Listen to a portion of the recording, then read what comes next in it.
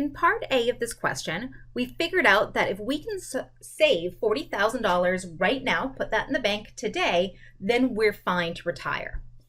The problem is I don't actually have $40,000 to invest. So instead of making one payment right here at the beginning, what we're going to do is put 21 payments in starting today. So I'm going to put in a payment every year and save slowly over 21 years so that I will be able to get that $30,000 at the end.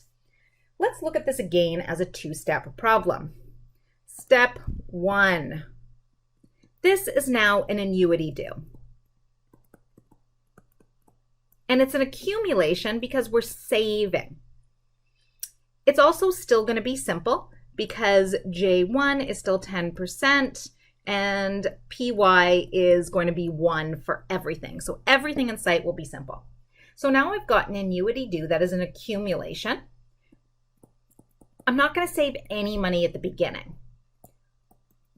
but I am going to start putting in payments. And at the end, I will have, well, we actually know that. So put a pin in that for 1 minute.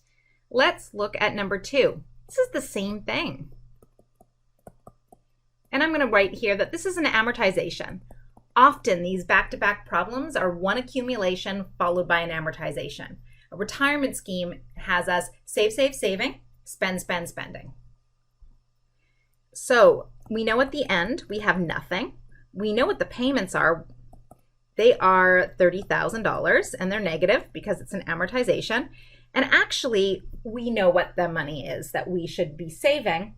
It is $299,000. Because we've done that already. So that's really useful. That means that we've already done half this problem. In general, it's important to save all of our intermediate values. So if I go back to that future value, we're going to use that. So I'm going to store that in 1 just so I have it just in case. Even though we've already done the second annuity, I'm going to still rewrite this so we can see everything all together. Remember, it was a 21-year annuity. We were computing the present value. We were taking $30,000 out. 0 begin was on.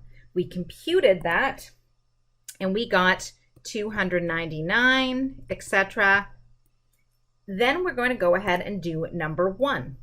This is also a simple annuity. PY and CY equals 1. Now our N is still 25 and our interest rate is 10, but our present value is going to be 0. And we're going to be computing those intermediate payments. The amount of money we need is still negative $299,542 and begin is still on. So looking at this, it's almost exactly what we did last time, only we're switching the present value and future value. We can just go ahead and check our PY/CY. We know that stays the same. N should still be 25. Our IY has stayed the same, but our present value is now 0. And our payment is what we're going to find. So future value is still negative $299, and you can see there that that begin is on. So I'm going to compute the payment. $4,254.70. That's not so bad. That's how much money we need to save annually, starting today. So let's write that down.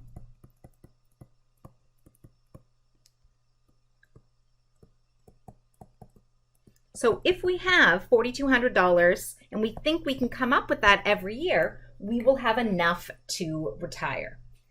Let's start looking at some interest.